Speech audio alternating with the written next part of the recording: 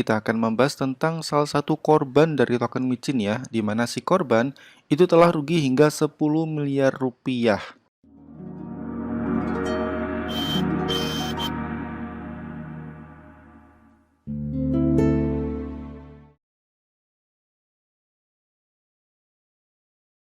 Oke, bismillahirrahmanirrahim. Di video kali ini kita akan membahas tentang salah satu korban dari token micin ya, di mana si korban itu telah rugi hingga 10 miliar rupiah. Wow, gede banget ya. Namanya adalah Bro Omen, dan dia merupakan seorang YouTuber motovlog yang jumlah subscribernya itu juga tergolong sudah gede banget, yaitu 1,5 juta subscribers. Jauh banget ya, dengan subscribers juta kripto yang baru 100.000. Hehehe. Makanya subscribe kampret. Nah, sengaja saya angkat cerita dari Bro Omen ini untuk bisa kita bedah apa aja sih kesalahan dari Bro Omen sampai dia itu bisa kehilangan duit 10 miliar di kripto. Jadi saya harap kalian nonton video ini sampai habis ya, agar kalian itu bisa mendapatkan banyak pelajaran berharga dari cerita di balik rungkatnya Bro Omen ini. BTW kalau kalian tahu Bro Omen, please bisa tolong komen di sosmed beliau ya, agar dia bisa nonton video Duta Kripto ini. Semoga bisa menjadi nasihat untuk dia juga. Kalau kalian ingin tahu cerita langsung rungkatnya Bro Omen di kripto, kalian bisa langsung aja cek di video Bro Omen yang judulnya "Ini Alasan Gue Sampai Harus Jual Channel". Ini saya bukan bermaksud untuk endorse YouTube ini ya, enggak. Karena dia pun subsnya juga jauh lebih banyak daripada Duta Kripto. Tapi cuma ingin kasih tahu aja ke kalian bahwa video yang saya buat ini itu bener-bener real dari cerita dia, bukan gimmick. Oke? Jadi kalau saya tangkap sih, awal mula Bro Omen ini rungkat itu karena dia tertarik dengan satu token micin. Dan token itu adalah token yang ia ketahui dari temannya. Nah, kalau saya cermati dari cerita si Bro Omen, itu saya melihat bahwa dia itu ikut event presale kripto. Jadi meskipun di dalam video dia tidak menyebutkan kalau dia itu ikut presale atau ikut event ICO, IDO, launchpad dan istilah sejenisnya, tapi saya nangkepnya dia itu ikut event presale. Cuma jujur saya nggak tahu ya, dan nggak bisa menebak token apa yang dia beli, dan juga di platform apa dia ikut event presale-nya. Tapi, Bro Omen ini juga sempat menyebutkan bahwa dia menggunakan wallet yang bernama Trust Wallet. Jadi kemungkinan besar token yang ia beli adalah token yang berada di jaringan BSC, Binance Smart Chain. Lalu semua partisipan presale itu kena namanya adalah masa lock atau masa vesting. Jadi token yang ia peroleh saat presale itu nggak bisa dijual karena masih dalam masa penguncian. Dan masa lock dari token yang ia beli itu selama 6 bulan. Nah, ceritanya pasca presale di awal-awal harga token itu naik 5 kali lipat. Wow, gila banget gak tuh? Si Bro Omen itu seneng banget. Tapi dia tetap gak bisa take profit. Kenapa? Karena tokennya itu dikunci.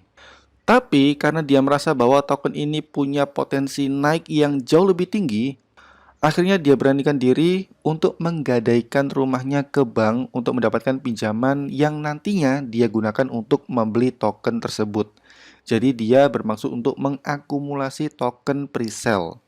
Alhasil, total uang yang ia gunakan untuk beli token micin tersebut adalah 10 miliar rupiah hasil utang di bank. 5 bulan berjalan, tokennya mulai fluktuatif alias harganya mulai turun.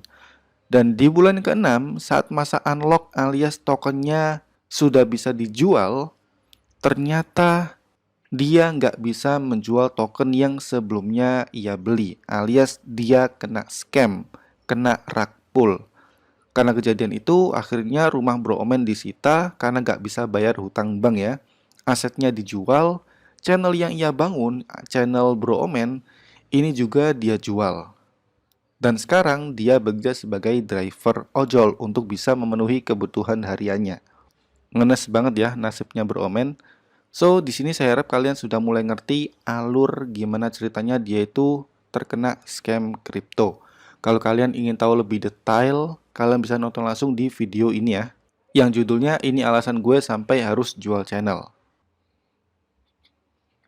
Di sini ada beberapa kesalahan dari Bro Omen ya. Ini sekali lagi disclaimer menurut saya yang membuat ia itu terkena scam kripto, dan saya harap ini juga bisa menjadi pembelajaran untuk kalian yang menonton video ini.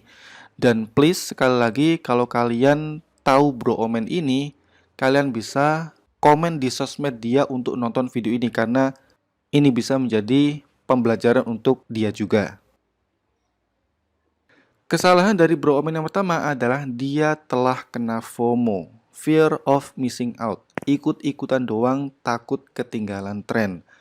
Jadi sejak pertama ia cerita, dia itu menyebutkan bahwa token yang ia beli itu ia ketahui dari temannya. Di situ juga tidak dijelasin apakah setelah mendapatkan info token tersebut, itu ia melakukan riset mendalam atau enggak. Padahal kalau dipikir loh, duit 10 miliar itu jika dimasukin ke Bitcoin aja, sehari cuan 2-3% itu kan udah gede banget ya. Profit 200 juta sehari dengan modal 10 miliar. Tapi faktanya, si Bro Omen ini kena FOMO sampai dia berani beli token micin yang itu nyata-nyata sangat-sangat beresiko. Dia beli 10 miliar. Akhirnya, ya rungkat. Karena memang token micin itu sangat high risk daripada token-token yang itu sudah high market cap. Bayangin bro, all in 10 miliar di token micin loh. Prinsip utama investasi adalah selalu gunakan yang namanya uang dingin. Uang yang tidak kamu gunakan dalam jangka waktu panjang alias uang nganggur. Nah, yang saya tangkap, Bro Omen ini sampai menggadaikan rumahnya ke bank loh, agar dia itu bisa beli token hingga miliaran rupiah. Dan ini menurut saya 1000% bukanlah uang dingin, alias itu namanya uang panas. Yang namanya hutang itu namanya uang panas. Padahal sekali lagi, prinsip utama dalam investasi, entah itu saham, stock market, emas, kripto, dan lain-lain, itu adalah selalu gunakan uang dingin. Karena uang dingin, uang panas itu bisa mempengaruhi psikologi manusia. Dan ini pesan juga untuk kalian, para subscribers Duta Kripto, para viewer, yang namanya instrumen investasi itu jangan pernah sama sekali gunakan uang panas. Karena itu bisa bikin otak kalian juga ikutan panas. Kesalahan ketiga dari Bro Omen adalah ia tidak melakukan riset token secara mendalam. Menurut saya sih, jika ia sampai berani beli token hingga 10 miliar rupiah, harusnya ia itu benar-benar harus melakukan riset mendalam tentang token yang akan dia beli, bukan sekedar beli doang. Ia harus tahu projectnya apa, siapa developernya, apakah devnya sudah KYC di trusted company atau belum. Misal di sini saya tunjukkan trusted company untuk KYC adalah Certic, atau yang lain itu ada Hacken. Saya sudah sering banget membahas itu ya.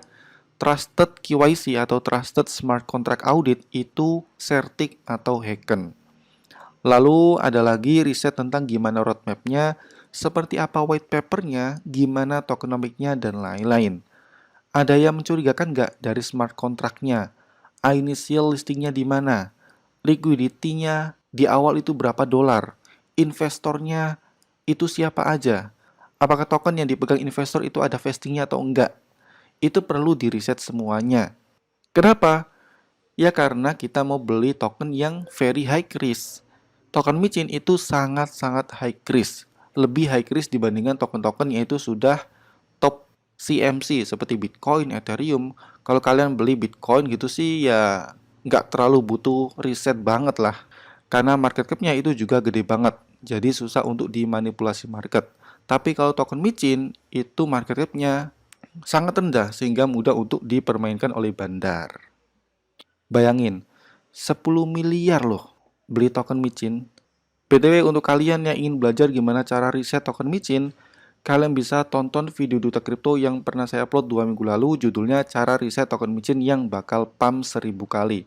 Nanti linknya saya taruh di description. Kesalahan selanjutnya, menurut saya, Bro Omen ini belum paham betul tentang yang namanya tokenomic kripto. Karena banyak orang itu mikir, tokenomic kripto itu cuma sebatas supply tokennya berapa. Itu salah.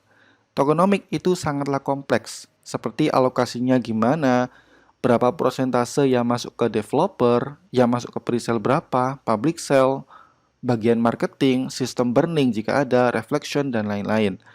Belum lagi kita bicara tentang distribusinya. Apakah ada masa lock, masa vesting, persentase distribusi saat vesting gimana, dan lain-lain. Ini saya ambil contoh ya. Sistem vesting dari token yang mengadakan presale di platform komunitas. Jadi komunitas ini platform launchpad untuk token-token di jaringan Polygon dan juga Arbitrum.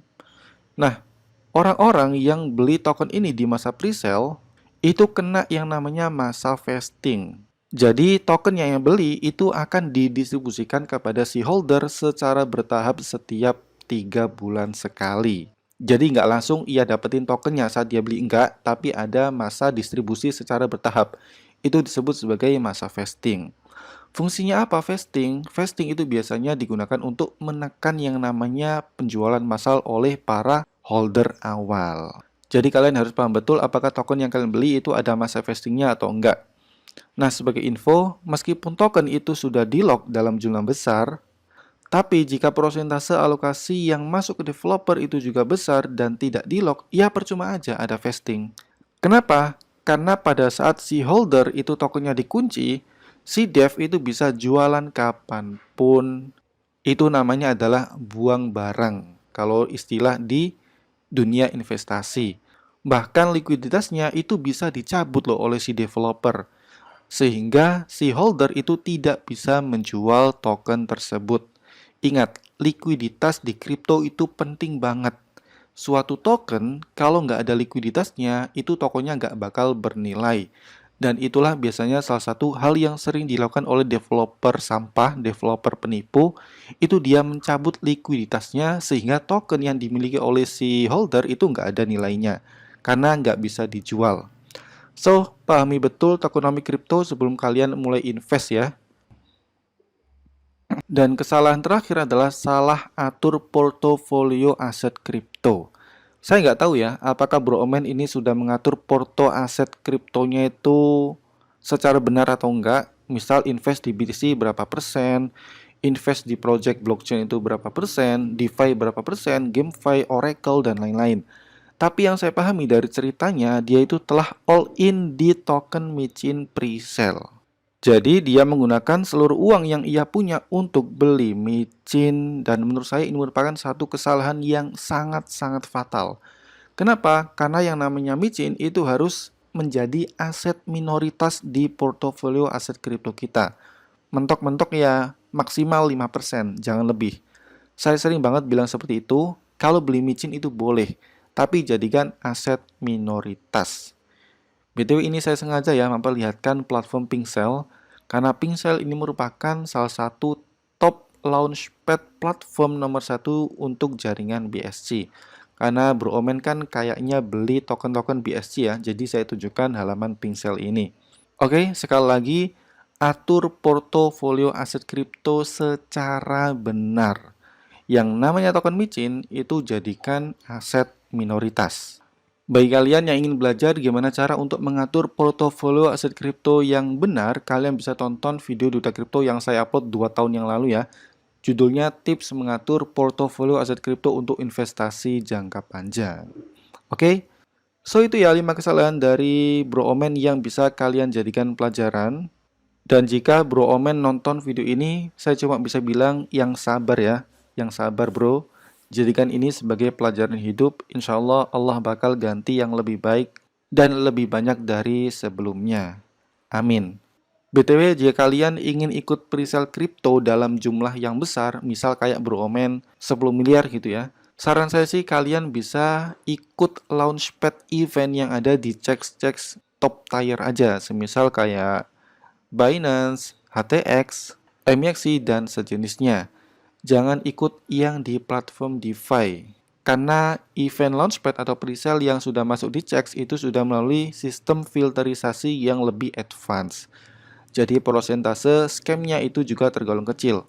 Plus, biasanya launchpad yang masuk ke checks itu nggak ada sistem vesting. Jadi kalian kalau sudah dapetin tokennya, itu bisa langsung kalian jual saat sudah listing di market. Cuma ya itu, persentase token yang kalian dapetin itu nggak sebanyak saat kalian beli lewat DeFi. Ngerti ya? Semoga bermanfaat. Itu aja untuk video kali ini. Sekali lagi, Kripto itu merupakan instrumen investasi yang sangat-sangat high risk, lebih high risk daripada saham.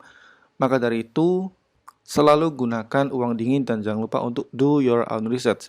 Kalian wajib riset sebelum invest di kripto apapun. Jangan pernah kena FOMO. Oh iya, seru kali ya kalau kita bisa ngadain live ama bareng Bro Omen di YouTube Duta Kripto. Jadi kita bisa tanya-tanyain, gimana sih cerita lengkapnya dia itu kok bisa rungkat di kripto? Coba deh komen di sosmed dia. See you.